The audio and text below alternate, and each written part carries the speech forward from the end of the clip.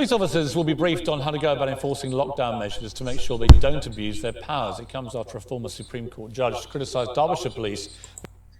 You're already abusing your powers. We shouldn't even be in lockdown. It's draconian laws. Government are bending rules to suit their own ends, forcing police to imprison and enforce laws down on their own people. It's happened in history, and it cost the lives of fucking millions. Just remember that, Piers Morgan. For shaming dog walkers. Yeah, the force deployed drones to monitor areas of the Peak District and then posted that footage on Twitter to highlight what they said were non-essential activities. Our police... Crime of the century. So you can't be in town areas. You decide to go somewhere beautiful and peaceful, out of the way, where it's a life of bliss, away from all the fucking bullshit and hysteria. And you've got police hounding you up there with these fucking drones. I mean, what the fuck is going on? I think this planet, well, I keep saying the planet, but it's not the planet, it's the people on it. Fucking world's gone absolutely fucking mad, and everybody in it, like the police, they're taking it line and sinker. If I was a police officer with a brain, I'd turn my back on this and say, I'm sorry, I can't enforce this on my own people. But I suppose wage is worth more, eh? Police force is going too far to enforce lockdown. Janet Street Porter joins us from her home in Norfolk, way too along far. with Ken Marsh, who is head of the Met Police Federation. Just listen at this prick. Just because he's the Met of the Police Federation thinks he knows it all, but clearly knows fuck all. Who's in Hertfordshire. And Peter Hitchens writes for the Daily Mail and joins us. Great from man, Peter Oxford. Hitchens, his brother. He writes for the Mail on Sunday, just to be Writes for the clear. Mail on Sunday. Christopher yes. Hitchens, Two great separate man. entities, as Peter and I know well, we both write for the Mail on Sundays. Let's start with, if we can, Ken Marsh. Ken, police getting a lot of criticism today for people thinking they've gone over the top in trying to enforce the stay-at-home message, particularly Derbyshire police. What is the reaction from you, in charge of the Police Federation, to that criticism? Yeah, good morning, Piers. What we've got to remember here is this is powers that we never imagined we would be asked to use. So that's the first thing. The second thing is, I would ask any of you... That's because you've been living with your head up your arse, mate. You haven't been living with an open mind. Us fucking nutjobs who were classed as conspiracy theories, fucking tin pot heads, saw it coming, pal. You've got your head up in your fucking ass. Critics who are rolling onto your show to complain about how we're behaving. Critics? No open-minded thinkers, pal. Just to walk in our steps for a few feet and understand what my colleagues are faced with, because it's unprecedented what is going on. Oh, way up that media fucking buzzword. Do you hear it? Unprecedented. Getting used a lot, that, isn't it? On out there, so we will make mistakes, we will get things wrong. But One big mistake. Numerous times this week, you have to come with us on this one because we're trying to save lives. I completely agree, and I think, you know, we are all supportive of the police. It is an... Hang on, people are out in the fucking sticks in the middle of fucking nowhere. And how the fuck are you going to save lives? Are they out there minding their own fucking business? Two people walking out in the middle of fucking nowhere. How do they affect somebody's life by being out there? How does that affect the life? This chucks everything out of the window, what you say. If you think about it hard enough, try and save lives. I tell you what'll save fucking lives. If we stop flying planes across the fucking world in case they crash land, that'll save lives. Let's all stop driving cars, that'll save lives. Let's all stop smoking cigarettes, that'll save lives. Let's all stop crossing the road, that'll save lives. The list goes on. Utter bullshit. Exceptionally difficult time, but when you say that mistakes are being made, I mean, for instance, Derbyshire police trying to cut down on people going to the Peak District, then tweeting about it, pictures of drones and walkers being shamed for doing what in their minds, I can imagine, they thought was the right thing to do, because they're definitely more than 2 meters from anyone else. Warrington police issued and tweeted about a summons for multiple people from the same household going... You'll be fucking ashamed of yourself, all you police officers. Summoning people for going for a peaceful walk out in the countryside because supposedly you're supposed to be on the lockdown, and yet Boris Johnson had already said, take yourself out for a fucking walk and various places will remain open, country parks and all the fucking rest of it. Going to shops for non-essential items when we know there is no official list of what is an essential and a non-essential item. Ken Marsh, You're a what do fucking you think disgrace, of those two examples police officer, all of you. because they're being highlighted by police You're a themselves. fucking disgrace. Well, they are, and I totally understand what you're saying and what we're You put don't. in front You of. don't. You're a fucking liar. You don't understand.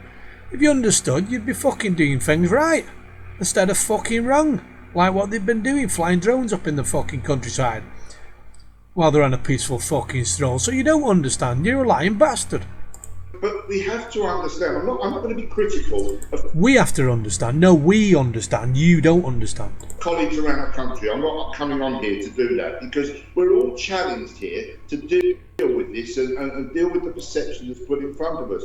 And for my colleagues in London, you know, it is a very, very difficult situation. You've got every single person saying stay 2 metres from individuals, but are my colleagues different from that then? Because you're asking us to do exactly that, to get in people's faces. You know, we've got to bear down on this and understand and need the help of the public as we go forward. Let's bring in Peter Hitchens. You'd be Understand, mate. Understand. You should be asking your government these questions. This is nothing more than like a common flu, a snotty fucking nose. Now, does that actually justify shutting down the whole fucking economy of Britain? Yeah, they're doing it across the world, but I live in Britain. That's my fucking concern. Does that really justify shutting down the whole economy? Yet nobody's asking that fucking question, are they? Because they think this coronavirus is the real fucking deal, and it isn't. We're being led down the fucking garden path. It's fake. You're very vocal, Peter. You don't agree, I think, I don't want to put words in your mouth, but you think the lockdown is overdone. Go on, Peter. It's Give reacting it to him. hysteria. The great and panic, I think it's it's called, unnecessary. Is that your position on Unnecessary I think completely. the word I'd mainly use is disproportionate. It's out of all proportion to the danger which we may face, and it's driven by hysteria and, in fact, unreason.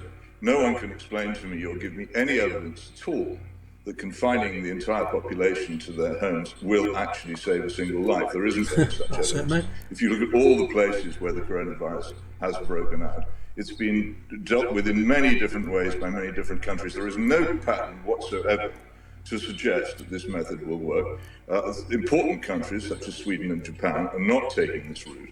The economic damage is colossal, and I have to warn you that a country which is economically damaged will have grave difficulty in sustaining high levels of health or healthcare, because it simply won't be able to afford them. It won't be able to afford either the health service or the control of pollution or the control of food quality or the general levels of life to which we've been accustomed. So this whole argument that we're having about this is based completely on speculation by a certain group of scientists who are volubly challenged, I have to tell you, though you wouldn't know this in most of the media, by other scientists, particularly Professor Sucharit Bhakti of Mainz University in Germany, whose eloquent and extremely persuasive arguments against this really ought to be heard more. Peter Hitchens, sorry to interrupt, but we've only got a limited amount of time. I just wanted to put a question to you.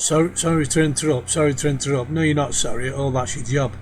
As soon as you start sitting fucking hard answering questions, giving you like a double barrel from a fucking shotgun, that's when you have to step in and fucking change the fucking subject. Yeah, we've seen it all before.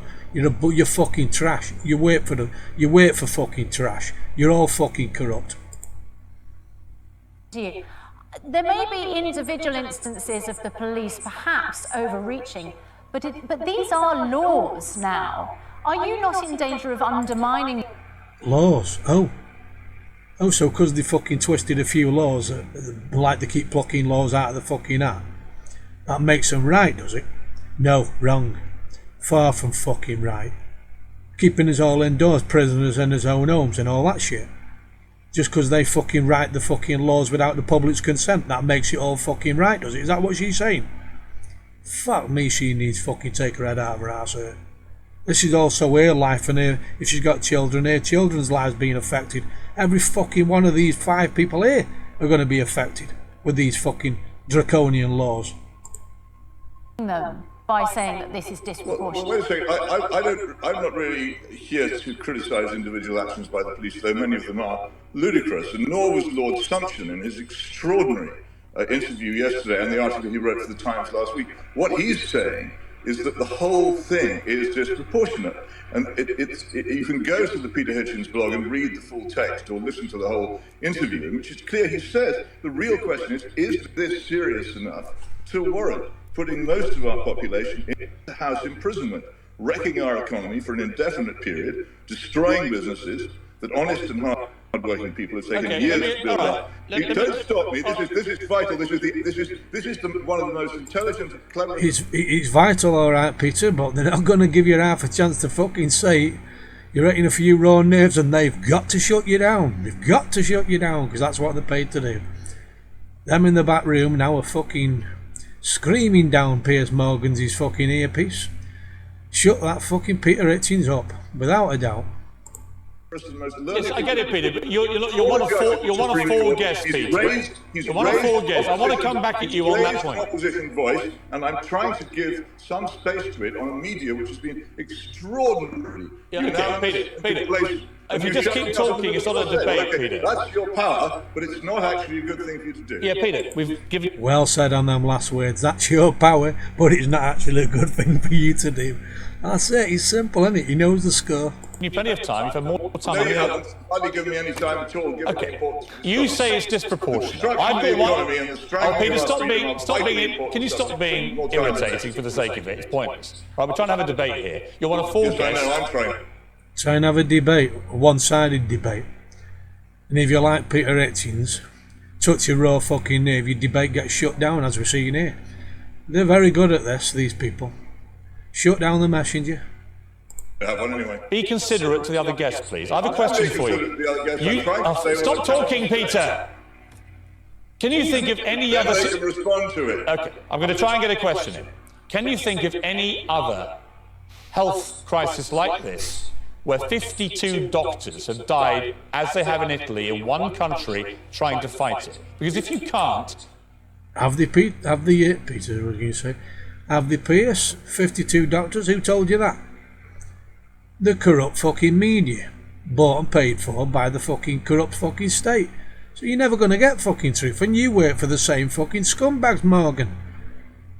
I'm sure he must know that that's not fucking true, but he's got to spin the line because he's getting fucking paid to do so.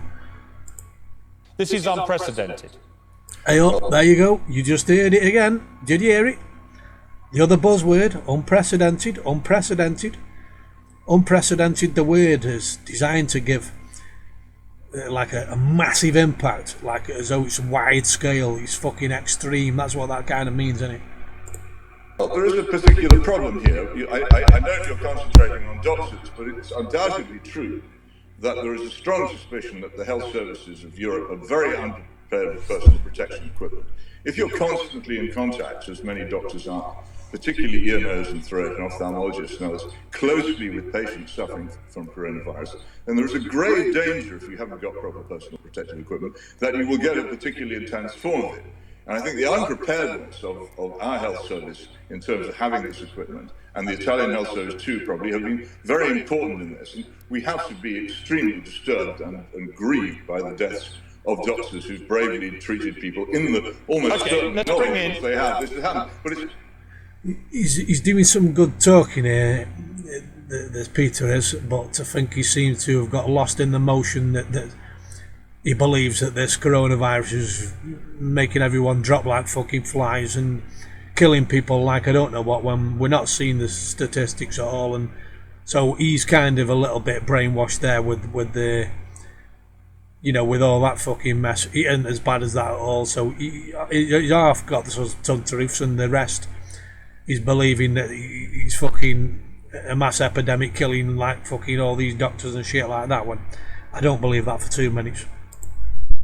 it's not really the point about whether this is the biggest crisis we've ever had. Each year in this country over the past recent years, 17,000 people have died from influenza. Well, this is true. In one recent year, this is 2014. Everyone's forgot that. 28,330 people died of influenza in England alone. This is not unprecedented as a winter crisis in the National Health Service, nor are the CDC. If you're drawing any, honestly, Peter Hitchens, listen, if you're drawing any parallel between this coronavirus and regular flu, then I'm afraid you're talking complete nonsense. Why? We know. There you go.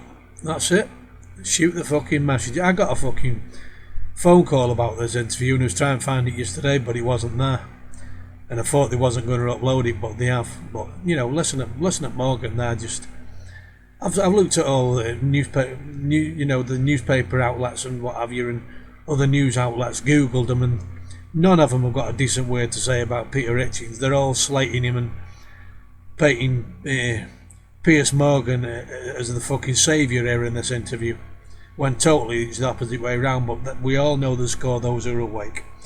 The messenger always gets demonised, and that's what's happening here.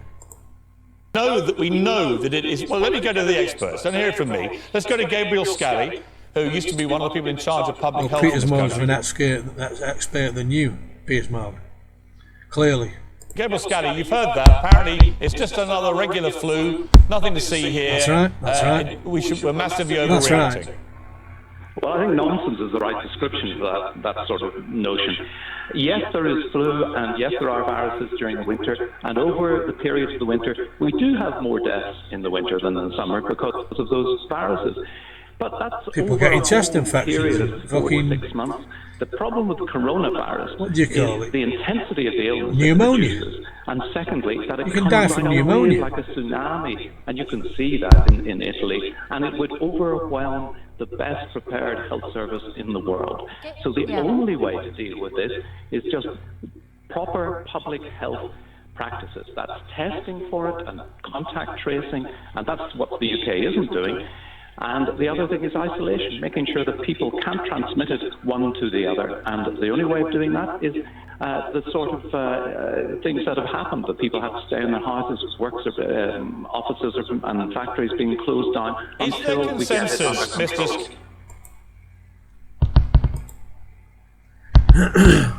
Well, they didn't give Peter Hitchens too much of a fucking finger to go out there, did they?